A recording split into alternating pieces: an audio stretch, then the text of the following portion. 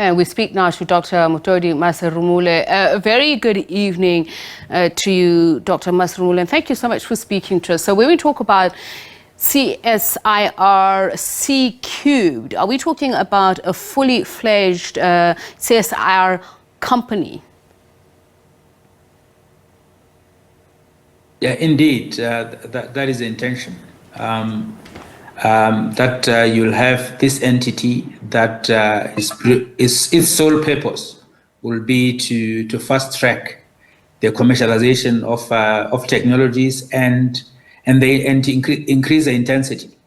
I think it's important to note that we are busy commercializing products, but it's not at the right scale and intensity that we would like. So the intention is to increase the intensity and the impact in greater society. So you talk about providing financial resources, but along with what you call technology de-risking process through commercialization. Can you explain that concept to us, please? So the sort of technologies that we are busy innovating on typically start from very early on in the early stage of the value chain. You researchers or engineers, they conjure something that the market might need, and they develop that in the early stages of the development. The cost is not that high. But typically, from the level of an idea that is demonstrated to a fully fledged product, the cost sort of rises, not quite exponentially, but it rises by an order of magnitude. So from the point where the technology is innovated, for instance, when people were looking at developing a motor vehicle. In the very early stage, it will have been a rudimentary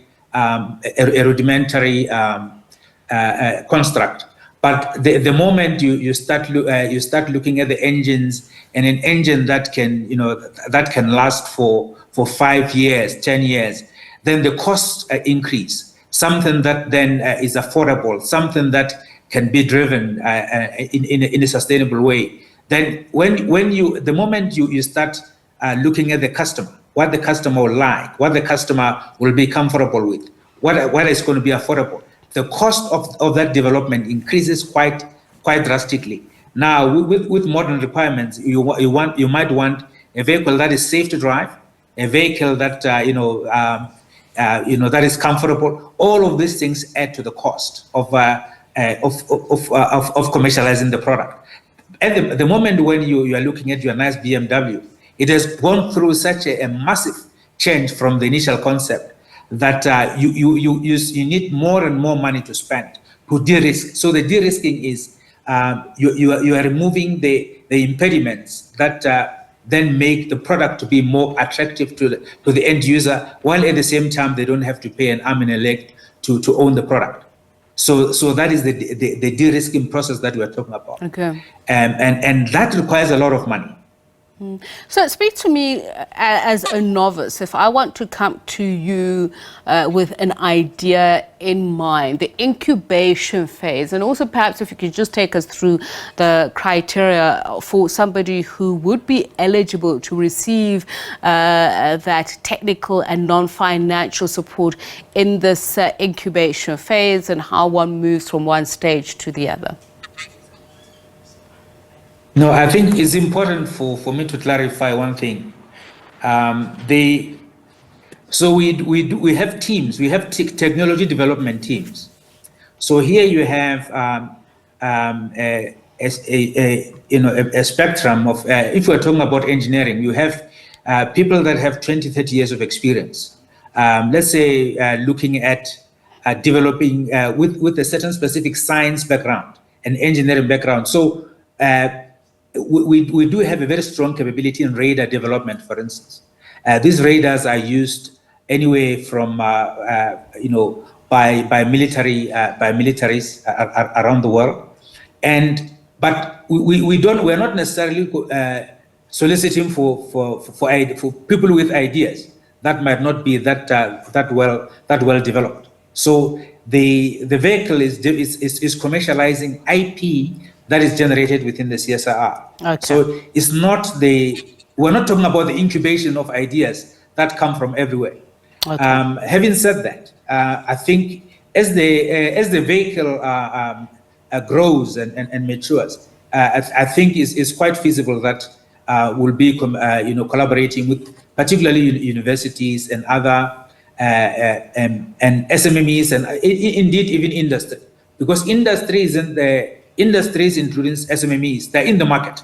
For instance, they will know what sort of products their customers are looking for, what sort of improvements are required. So it's quite feasible that we collaborate with those folks in order to develop new variants of their future products, for instance. And just finally, you say in the creation of this entity, you drew from international best practice and valuable lessons learned. What were they, and how are we going to be cutting edge with this particular entity of the CSIR? Can you come again, ma'am? So I'm saying, you saying in creating this entity, you took from international best practice and learned valuable lessons from that. So I'm wondering, what are those and how are we drawing on them to become cutting edge ourselves? So the people who will be who will be manning and running this entity will have extensive exposure in terms of international best practice. So they are not going to be starting from scratch. As I said earlier, we have commercialized quite a good number of technologies. You'll have heard one of the speakers in one of your segments talking about cash and transit vehicles. We have developed a cash and transit vehicle. If you have seen this bulky cash and transit vehicles, that is CSRIP. Now, so a lot of this, we have this talent in country.